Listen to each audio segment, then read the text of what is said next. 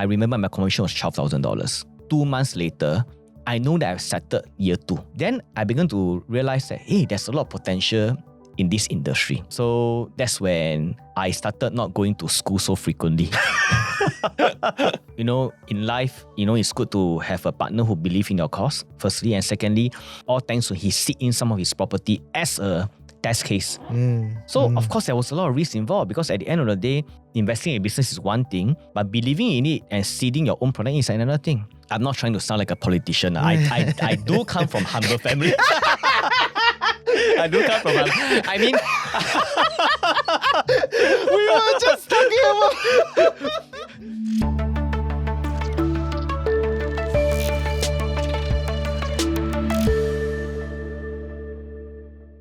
Welcome back to TFC Business Show. I'm your host, Reggie, aka your Chief Financial Coconut. And I know many of you love a good founder story, right? So that is what ranks on the internet. Everybody wants to find the best founders that have done the craziest job, to share their stories, share their insights, share their wisdom, maybe a little bit on their failures and how do they come about to this, right? So I am very, very excited to be in studio with Eugene, that founded the Assembly Place, which is the largest co-living outfit in Singapore. Correct, right? Kind of, yes. Yeah, but you are the largest co-living outfit in Singapore, right? So for our audience that, don't know you yet, because you've been busy building this for many years, right? So you want to introduce yourself a little bit? First of all, thanks, Reggie, for having me on your show. My name is Eugene. I'm the founder and CEO of the Assembly Place. So this is our 5th year running the business. Yeah, 5 years and you managed to grow how many thousand rooms? We are close to 4,000 keys now. Wow. In Singapore alone, 4,000 keys. So we're expected to cross that 5,000 probably Q1 next year. 2026. So 5,000, at 4,000, you are definitively the biggest already. Kind of, it depends on how you. Hey, don't paise leh. Just share, where are your competitors? How far are they away from you? I think Singapore is a very small market. So doing business in Singapore is highly competitive. So to be honest, kudos to some of my respectable competitors. So that their assistance has kept us on the toes as well. Because in life, if there's no competition, right, you're kind relax, of lepak, right? You just relax. Yeah. So, but what I can see is that I think the barrier of entry into this space is getting higher. So 5 years ago, nobody really understand what co-living is. I was on your previous show together with Justin. I think many years ago, people just label co-living as just another room rental, right? But these days, people expect more from the co-living environment. I think community-driven space is very important. So how we build a community, how the community can come together apart from living together. So I think that's what differentiates ourselves. In fact, that's what differentiates the top few co-living operator from the rest. So it's more than just a space in essentially what you're saying, right? Before we go into the details, right, how you stand out and all that, maybe just give us a rundown, right? How do you end up in this thing? Perhaps I say this thing like a bit rude. So how do you end up in the co-living, category? So I started out as a real estate broker. That was when I was 22 years old. Still in university. I remember year 2 university. Oh my God, you're one of those.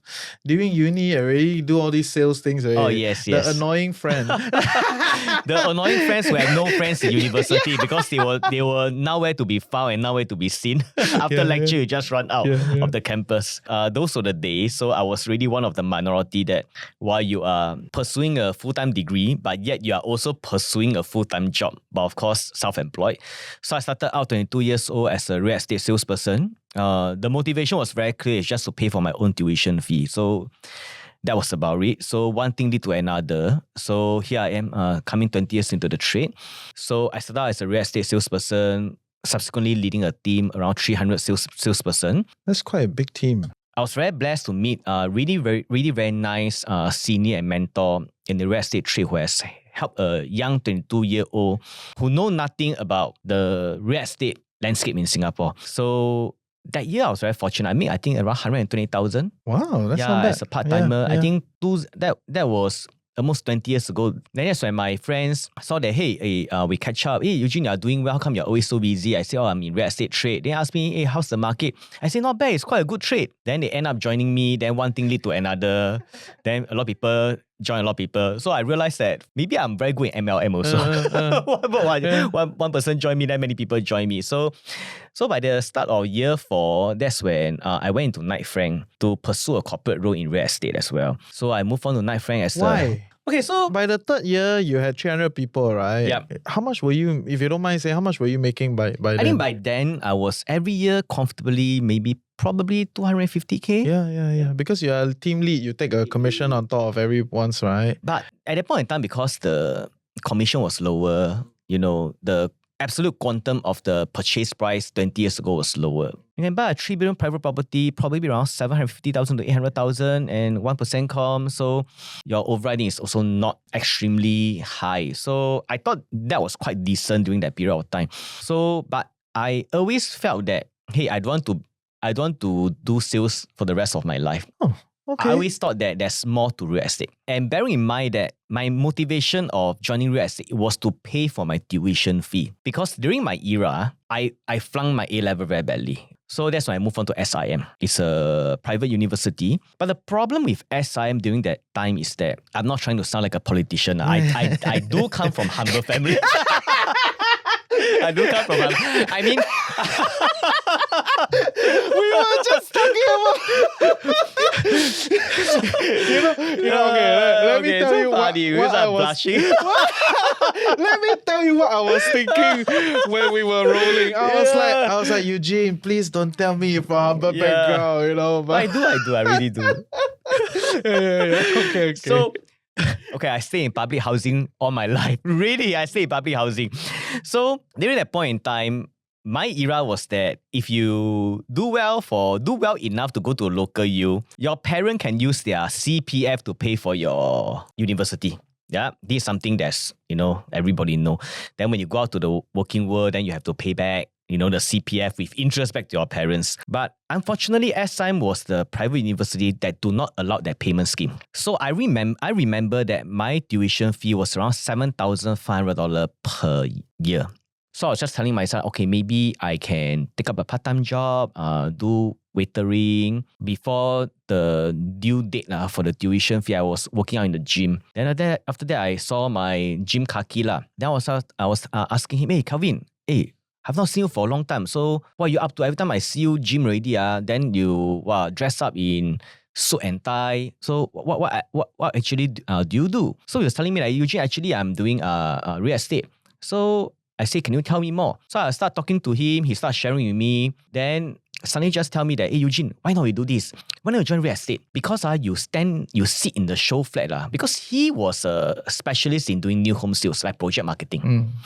He said, you sell one unit, your commission is $10,000. Because 1 million, 1% is $10,000. Then in my mind, I was thinking, wow, if I just cut one deal, it will solve my life problem. So that's how I started my real estate career. Even as a founder, as an entrepreneur, right, sometimes I feel ignorant is bliss. If you think, analyze too much, you will not get things moving one. If I will have to analyze and think a lot, I don't think I'll be seated down here today talking to you. So you were just that, okay, there's a possibility. Okay, let's just do it. So I was very blessed because during my era, it's very rare to have a 22-year-old becoming a real estate salesperson. It was only recent, probably 5-6 years, through social media, salesperson, they lead the life. They flex the lifestyle. Right? Yeah. Our time don't have.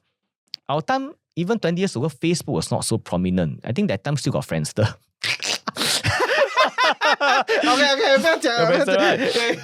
Our only form of advertisement, the mainstream, was classified. I remember you advertise a 4-liner, I think it's $44. If you want to have one logo, top up another $20. You want the highlight, I think plus another $15. So one 4-liner, right? And you want to have a small picture of the facade of the building and you add money again. So I think probably one 4-liner, basic one, plus discount everything, maybe it's $50+. So though we live in those era, so I tell myself that whatever I do not know, I need to learn double quick time. I was very blessed because all the uncle and auntie in the show flat, right, they were probably 20, 30 years senior than me. Some of them is like my parent.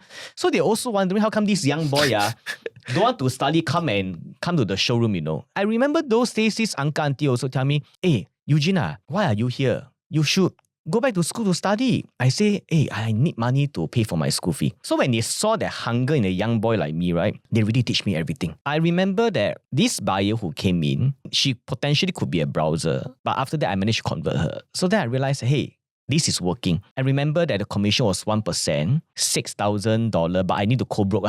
So I made $3,000. Then plus company cut everything, I take $2,000 plus. So then I closed another big deal, 1 month, which is a Bukit Batok area. I sold to this German couple. So that, I remember my commission was $12,000. So after that deal, 2 months later, I know that I've settled year 2. Then I began to realize that, hey, there's a lot of potential in this industry. So that's when I started not going to school so frequently. but yeah. with all that potential, I mean, and you did make money, right? I mean, it's not everybody makes money in the industry for sure. Why did you then leave it, right? Because eventually, after that, you joined corporate, right? So like, what's the thought process? So I remember one of my friend, he reached out to me and said, hey, Eugene, any possibility for you to come and join us? Take a corporate role. He broadened your horizon. So she interviewed me. Then I remember there's one statement that she said. She said, hey, Eugene, do you know that at 25 years old, not everyone can head a department in the international property consultancy like Knight Frank, firstly. Secondly, how many more years do you want to do sales? And that I know very well.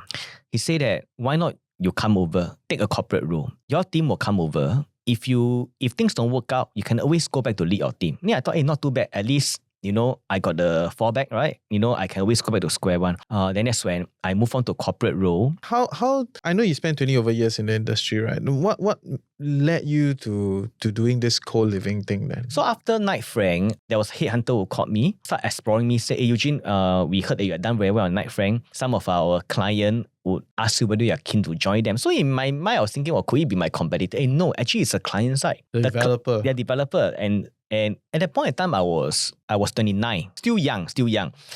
But I tell myself that, hey, I don't really want to join a corporate. So that's when one of my clients moved on to a listed company developer called Wing Tai. So she say, hey, Eugene, I'm now taking a role in this company. Would you like to join me as my deputy GM? Then I said, okay, someone familiar. Then I decided to move on to the developer side. Same thing.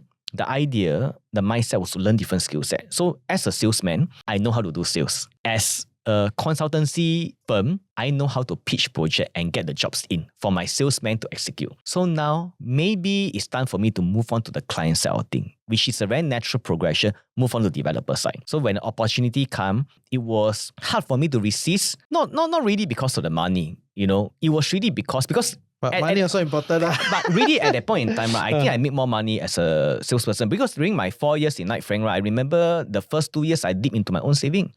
It was really a process of me learning the skill set, try to understand more about the industry. So when I moved on to the client side, developer side, it was really more of, okay, now let's think of what to improve from a developer side. But unfortunately, I was there only for 6 months. I moved on to Oxley, which my client, who is also my partner now, Eric, so he was one of the 3 so-called developer tauke who give me chance to sell their project during my first 2 years in Knight Frank.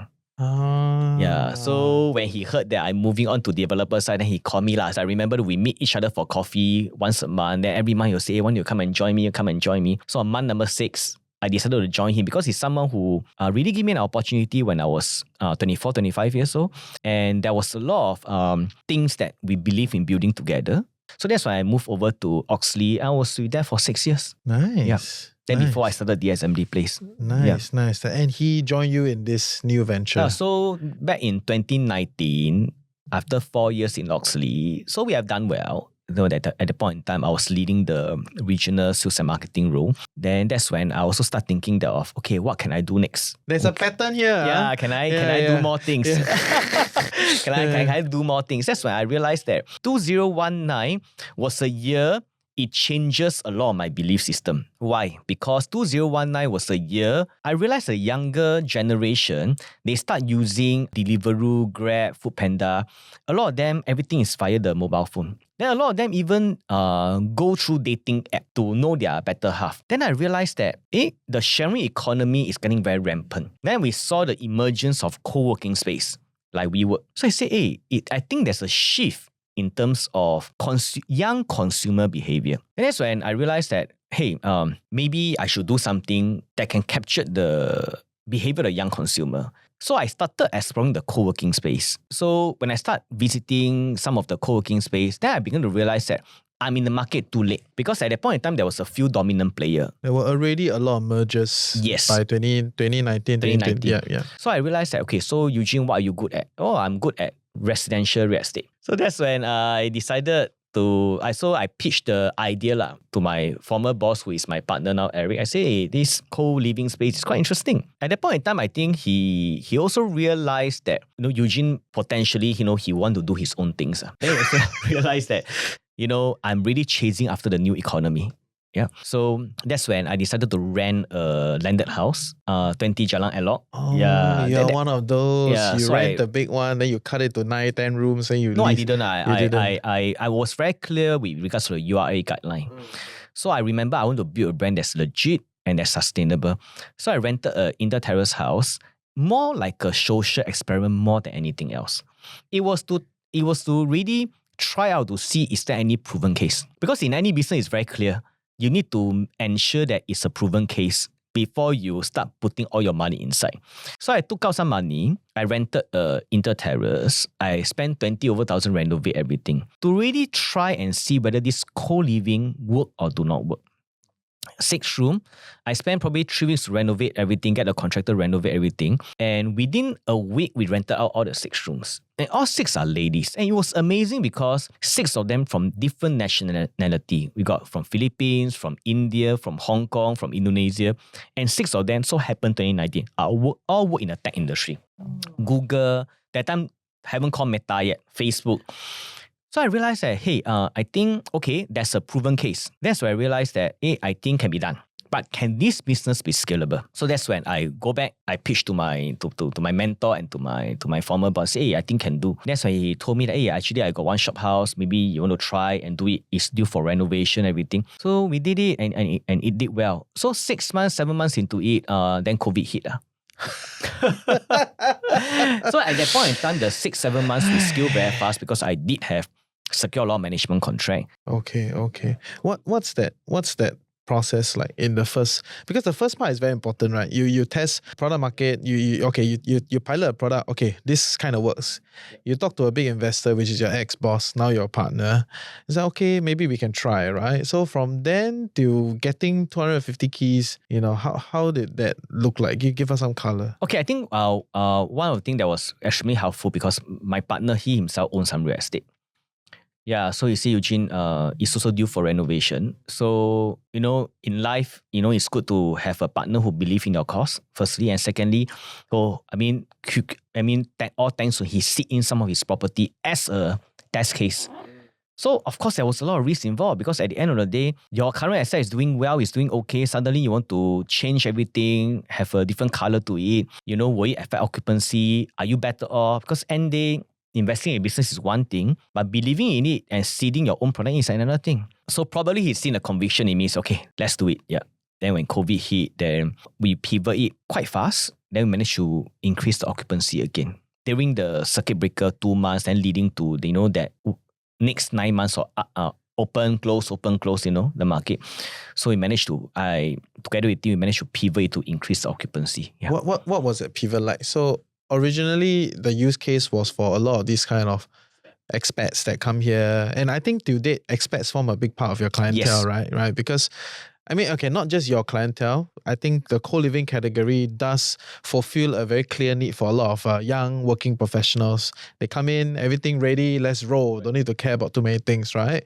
So that is the market. But then during COVID, this whole thing pretty much had some issues because of all the restrictions. What was that pivot? What were you doing? So what happened was that during circuit breaker happened, if you remember, 2020 when all hell break loose, right? A lot of foreigners actually leave Singapore, if you realize. I remember. So then what are we going to do with the rooms? So that's when we all start working from home.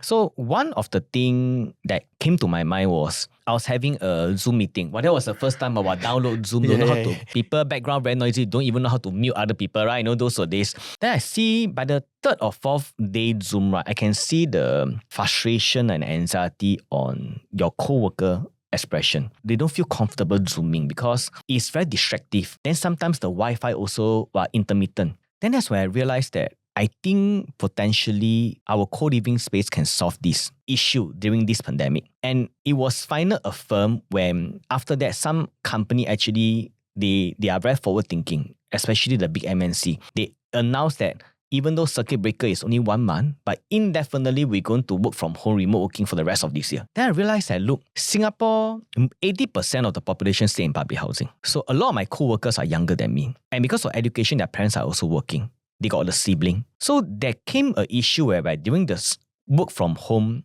circuit breaker, right? We have got both parents working, Zooming in the living room. Yourself, my co-worker, Zooming in their room. What is the issue? The issue is, first of all, no privacy. Secondly, your Wi-Fi is going to get messed up. Thirdly, the more you meet, that's when conflict will arise. So I realized that, look, if that's the case, right, we convert and price it to Singaporean. So our messaging to the Singaporean is that, look, co-living, we provide you a space and I give you high-speed Wi-Fi. Every room comes with its own study table and everything is nicely designed. And what is beautiful is that, you got your own space. You don't have to sign long-term lease with me like 1 year, only 3 months. You come and try 3 months. And you're away from facing your family member, which made too much conflict arises. Yeah. But you know what's the nicest thing? Because all our co-living space outside, there's a big common area. At 6 p.m., everyone come out together and they will start to, hang out, everything. So within COVID parameters. Within COVID parameters, because we got the X across. But what was interesting was that it works because then I began to realize that, hey, you work from home also got issue one. You lost that social element. Some people just like to hang out. But in any case, right, everybody want peace, whether you're introvert or extrovert. So when you reprice, right, what did that look like? Originally, where were you? Okay, where to were be your price honest, point? we did bring down our pricing initially to attract. So that swing was that, right, that during that COVID circuit breaker plus that, our 65% of our members are Singaporean. In the past, it was 95% expat, 5% Singaporean for whatever reason it is. So today it's now 95% expat, 5% Singaporean. Yeah. Fair. Interesting. So we managed to pivot and to raise the occupancy. Okay. And that's a lesson in itself, right? For a lot of business owners, at some point, crisis hit, you got to stay relevant, you pivot, you very likely will lose some margins, but it's about riding through the situation. It's about It's surviving that first, period of right? time. Okay. And then after that, what happened? Because after that, you guys had massive growth, right? After that, we, in 2020 October, is that 2022? No, 2021 October, that's when I did my first fundraising to raise some capital to scale the business. So we are very blessed again with good friends, in the industry. Actually, 90% of them are in the real estate sector. Some of them were my agents last time. And some of them were my competitors last time as well. And of course, almost all my ex-bosses, like from Knight Frank, they actually invested in me. So it's a friend, family, fools round, is it? Friend, families. Yeah. Okay. The 3F. 3F, but no fools all make money. This one is survivor bias because you guys made it already. Yeah, no fools. Okay. How much do you raise? We raised 5.55 million. Okay. And what do you invest the 5.5? So the 5.55 million was allowed us to scale the business. At the point in time, it was tough because during the first year, second year running the business, right? We don't even have a finance team. I don't even have a GM. So everything is just myself and a few. We cannot attract talent. So more important is to continue to scale the business. Because we realized that, hey, look, not everyone will give you management contract. Some will expect you to take a petition, take a straight lease. Of course, all this costs money because you got to spend money to renovate, your capex, everything. So initially we were thinking to raise only probably 5 million. So but you got oversubscribed, we raised to 5.55. Then raised the money. That was when we have, I think, 1,000 rooms. So with 5.55, we managed to scale to probably an additional around 1,000 over rooms. Then continue to build on our revenue. So we did another round early last year. We raised another 5 million because we secured the Ministry of Health project to build 2,000 over beds for the foreign healthcare accommodation. That required huge capital. So raised that 5 million to build. But then is that equity, or do you take on the project? No, it's on equity of the company. That's when we is there a thought process around that? But why I ask, because I think for a lot of business owners, financing is a lesson in itself, right? And there are all sorts of financing, and one of the methods to go about, I think it's what people call like project financing, right? Essentially, you just finance it, for the project. You take a loan, it can be a private credit, you take it, you run the project, they take no different from a loan structure, and then once you're done, you fulfill, you're done, right? As opposed to a credit, dilution, where you have to then account for your other shareholders and everything. Like, do you think about this at that point in time, or you just think like, oh, let's just raise another round? Okay, so for us, we are very clear. We wanted our investor to really believe in what we are building. So in order to believe what we are building, then it's very important that they own the holding company. That means whatever I do, whether it's my co-living or my social brand, my hotel brand, or whether it's my student accommodation or my healthcare accommodation, I think if everyone believe in what we are doing, believe in the brand, they want to own the brand also. So that's my past 2 rounds of fundraising has always been like that. Because if it's just by project basis, then we can always go to the bank. Of course, there will be interest incurred. But I think most importantly, last year when we raised the round, it was really because of the healthcare accommodation project. And when we raised already, we realized that actually the company has been making money. Then we used this money for the past 2 rounds, right? We also became more savvy. We take a stake in the project, meaning to say that we also invest in real estate together with some of the key investors. So TAP will take a 10 to 20% stake in the asset investment. At the same time, we manage it. So we still believe that it is good to own some real estate, but not majority, a 10 to 20% minority, to have a skin in the project, but yet we also manage. Because Singapore property, it's like this. If you can spot a good property, they're bound to have capital appreciation. So, and with that, right, I think the company can also make money out of capital appreciation few years down the road. So, because we all know that as an operator, the margin is always very tight. You can ask all operator, whether it's a hospitality operator, being a good operator is already very tough. Operationally, it's very demanding. Margin not great. But it is important to have a good operator. This good operator will help you to support your greater plan of real estate, which is what we are doing now. Because everyone can purchase real estate, but can you operate it effectively to get the highest yield on cost out? So that requires a good operator. So we built that operating model for the first leg of our startup. So now for the past 2 years, actually we are buying into real estate. Yeah. And to be fair, I think for people that don't quite know the market, right? Actually, there's a lot of repricing of the asset as the yield goes up, right? Of the property itself. So if you believe that you're a great operator, you go and you can engineer more yield out of this asset, right? You take the tail risk of the asset appreciation when it gets repriced on the operation optimization. That is quite cool lah. Correct. Right? So that's also one way that we look at it, because this is what you term as a fair value gain. You uplift the valuation, and to the bank is that, hey, you spend money to uplift the asset, and you also proven based on your rental income that rental did increase. Also, a lot of factors surrounding prices indirectly has pushed your prices up if there's a higher transaction. So we still like to invest in real estate as an operator. So we feel that for TAP philosophy is always that, firstly, we position ourselves as a good operator. I think that's very important. But being a good operator is not just being fancy, because anyone can be fancy, but fancy comes at a price as well. So we don't believe in spending huge marketing dollar to promote our brand. We don't do that. What we always believe in is that to be a good operator, it also means that we have to drive up a better return for the asset owner. Typically, the NOI back to asset owner for operator, is a norm 40-45%. Our philosophy is to drive up to 60%. And some of our asset, we drive up to 65% NOI back to the asset owner.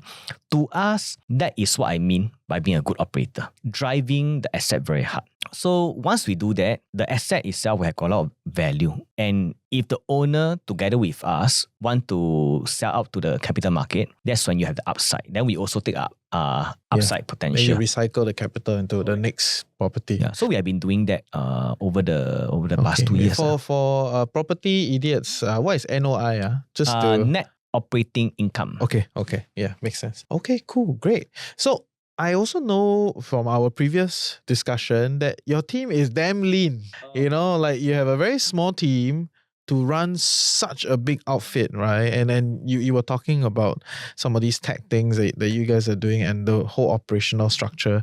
Is there some thoughts around this that you want to share with everybody? I believe that in the co-living environment in Singapore, the SMA based at our scale, you base on per head capital of room, right? I believe that we have the smallest team. So why are we able to achieve that? It's really because 3 years ago we made the important but the correct decision that's built our tech from ground zero. It was painful, it was expensive, but it was absolutely worth it. 3 years ago, we were only at probably operating around 700-800 rooms.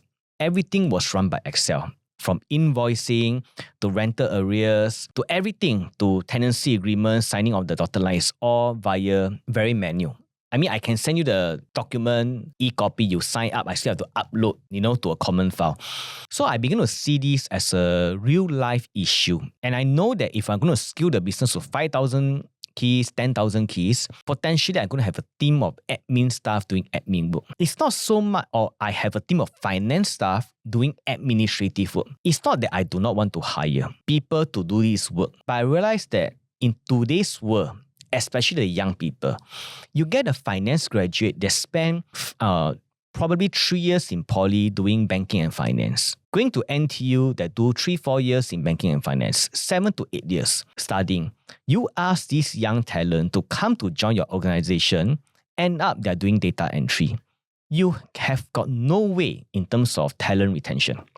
So the only way is to hire talent that tech is able to support them to be effective and efficient in their work so that they can spend their energy, time and resources to look at finance strategy matters. How to forecast, do forecasting. How to ensure that, we can look at business development more than just doing data entry. So we built the tech from scratch. So we hire 2 coders that code everything from scratch for us. So as a founder, I was never tech trained. I don't know about coding, but today you ask me what is Python, what is Agile, I know enough not to get smoked. Not swaku lah. Yeah, not to get smoked by fellow coder. So I remember even downloading the app, taking up some online coding courses, not to code, but just to understand what coding is all about. So I was very clear that in order for and at that point in time, we don't have a lot of resources. We are also not a tech company. I don't have the luxury of hiring 45 to 50 tech staff, to do all these things. So I remember that the only way to be effective is that I must know what I want out from the tech. So there was a lot of mind mapping involved, telling the coder, this is what I want, this is my outcome. So after that, of course, speaking to some of my friends who are in tech, they also give me very good advice. They say, Eugene, you can hire only 2-3%, but if you know what you want, you set the direction, you'll make your coder life easier. So I begin to do a lot of mind mapping. Okay, mind mapping means the process. From the day I sign a list from you, what are the things that my staff is going to do? So I mind map everything. So 3 years on, I'm happy to say that 3 years later, from then, we have built a very robust CRM system.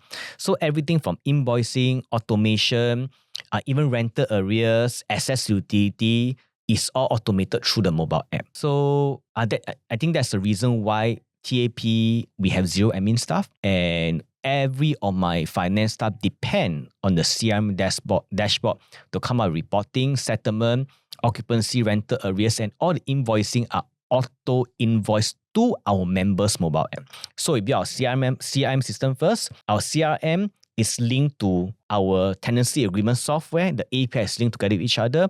It's linked to my finance software. And most importantly, it's linked to my member social app. When you download all your invoicing or tenancy start and dates are automatically linked. And today, if you have a rental arrears, the reminder is there also. And linked to operations. Today, if you stay in my asset, if there's a roof leakage, you just take a photo, you press send button, you'll be sent to my operational team. The open ticket and close ticket, all the API is all integrated, but it took us 3 years with two coder. To put it bluntly, enterprise should ask you to go and talk about that.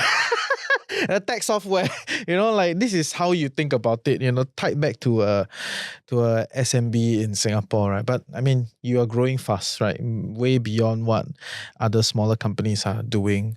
So maybe give us a bit of idea, like what is the next phase, right? Because you got all your things sorted, right? You got a business model, you got your operational backend is so neat. I think it's a very fair statement to say that operational backend is neat. And you kind of found your business model around asset optimization and then riding that capital gain, recycling it back into the next round.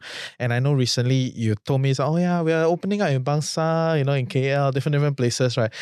Help me understand. That was the first phase of the business. And what is next? What's happening? I think for TAP, I think clearly we want to be the operator of choice in all the living sector, whether it's a student accommodation, co-living, boutique hotel, service apartment. But to us, first of all, we always remind ourselves of who we are. Co-living is a concept. It's a proven concept. It's a proven test case as a brand. But most importantly, it can drive out yield of the asset. But most importantly, we always remind ourselves that we are still real estate player. So there's a reason why TAP exists for a purpose. It has done well as an operator, but as a company, will it continue to do well if we scale the business? Of course, there's still a lot of leg room. But we all know that as an operating business, the margin is thin. So we want to start into investing in real estate and also become property managers. That means we come up with the visibility. We propose that to the LP and say that, look, this is what our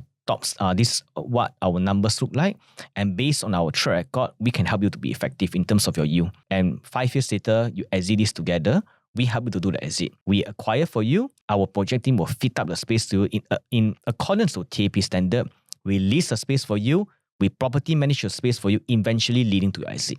So we want to be our own GP in that sense. So this is the way that I think TAP as a whole company can grow in terms of scale and most importantly, add value to my shareholder. Because I got 2 rounds of fundraising. Some of them, have been with us since day one. So it's always very important that, you need to have a liquid event for all these investors. So I think it's what we strongly believe in. So it is a bit like I will not say it's a contradiction, The operator is very important. Without the operator, you can't run the asset. You want to buy asset, you cannot have that consideration of thinking that I don't have a good operator to help me run. So these two need to sync in together. So that will be the next phase of TAP growth, and we will continue to grow that very aggressively. Fair. So what are the major growth trends or that you're riding on, from that point of view? Because your systems are there, right? And now it's about where to go, right? Like, are you going to continue to expand the co-living room spaces here in Singapore, or are you looking regionally? Because I follow your LinkedIn, I see you fly here, fly there, Cambodia, Malaysia, different places. So people are looking at where you're going and just want to get your sense on maybe the regional play. Is there something there that you're looking at? I mean, for us, Singapore is still one of our key markets. But the vision is always, to grow to 10,000 keys by 2028 locally. Overseas-wise, we got one in KL, which we are opening, which we are managing. Very good area in the Bangsa area in Lorong Marof, which is is a very exclusive area. So there's no hotels nearby there. So it's 66-room boutique, something that we're very comfortable. Are we continue to expand in KL? The answer is yes. Since we are there already, we might as well continue to expand. I think expanding to other country, we also begin to realize that it's important because predominantly it's still a real estate play. And in order to be a real estate play, and you need to attract demand as well. Not just from Tuplong, not just people want to stay in your space, but whether is it a country or city, the capital markets want to go in. Yeah, so we begin to realize that the first world city is still important. City that matters a lot to the high net worth individual. Cities that matters most to the capital markets, to the PE fund. So we are of the opinion that Japan is a market to look at.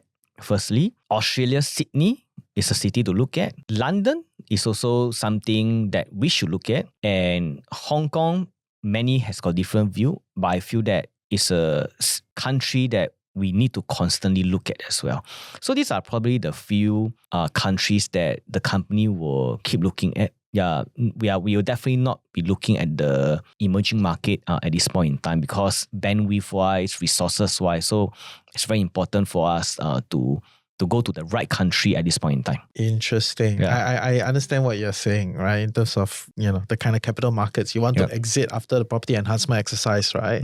So okay, these exciting times. So what is the exit plan? Right? Because just now you did say that you had 2 rounds and there must be a liquid event for them. So your investors must be saying, hey, Eugene, 不错啊, right? Time to take back some money. I hope to probably have maybe a more detailed plan probably 9 months down the road. Yeah, Singapore. So hopefully, SGX? I don't know, hopefully. SGX needs some interesting listings. Yeah, right? we of course hope that we are interesting enough. Yeah. But I guess that we are always very proud to say that we are a local startup that has been prudent, that has done relatively well. I mean, are there lessons learned through the 5 years? Of course there are. Are we perfect? No, we are not perfect. Are there things that we can further improve on? Yes. Are there still a lot of opportunity in Singapore? Absolutely yes. With opportunities within sight, that's when we need capital. So I think the company is always looking at, sometimes when I look at the asset, I know that if the asset is being managed by us, managed by the team, I know that 3-5 years later, it will have a very good exit. But just that, sometimes the ammunition is not there. So it's also important that, the next phase of the company growth is to, shareholder, investing look at us and say that, hey, the SMB Place, the management team, they are serious in the game. Firstly. Secondly, their experience, they are in the very pair of safe hands. I think that's important. Thirdly, most importantly, is that the team know their real estate in Singapore. Nice. Yeah. Nice. So I think these are things that we are confident. We know what we are doing. I think that's important. The good thing is that we have never ever let any real estate that's being managed by us, gone down the drain. We have always been very careful in terms of advising clients which asset to enter, which asset to buy. There are many, for the past few years, there many individuals come to me and send me some asset and say, Eugene, do you think I should buy this? Many a time I say no. I think this one the yield will not be great. So we are very honest. We don't just try to make fee. Anything also can. That's not your business one, right? Essentially, right? Because we are going to operator. We are going to operate anyway. So I think the numbers won't lie. So 2 years, 3 years later, you'll just start coming back to you again and say, Eugene, you told me that this you can achieve. So I think we have been very upright and very honest in our numbers. So for us, I think as a founder, not just me, my team, we tell ourselves we always have to be on the ground. Even though I already left the new launch scene for maybe 4-5 years, but until today, I still track every new launch. How are they selling? What's the per square foot? Sometimes I even side bet with my friend. I think this project will do very well. How many % sell within first day? Yeah. So I think it's important that we keep ourselves abreast with the market so that when the opportunity come, we know that once we got equity, we got capital, when opportunity come, we will just double down and ensure that all our shareholder investor, they will make some money out of the recommendation that we have made. So yeah, I hope that this year is very important for you because this year, 2025, there's a lot of things coming into place. We are doing some forecasting now. Before I'm here, I was with my finance team doing some forecasting. And hopefully 2026, we got really amazing news for everyone. Yeah. I think I know the plan. I mean, I can guess, right? Listing of SGX, then a REIT listing for capital recycling. Let's see. We don't know yet. I also guess one, but yes. Thank you. Thank you, I wish Reggie. you well. That's all for the TFC Business Show today. I'm very excited. Actually, it turns out better than I expected, right? So that's good. That's one of our first founder stories. I know the internet loves founder stories, so let us know if you have another founder story that you want us to cover. Put in the comment section. You can email to us, and if your story is interesting enough, also on the crux or listing, then we will talk to you. Meanwhile, thank you all. We'll see you next episode. Bye bye.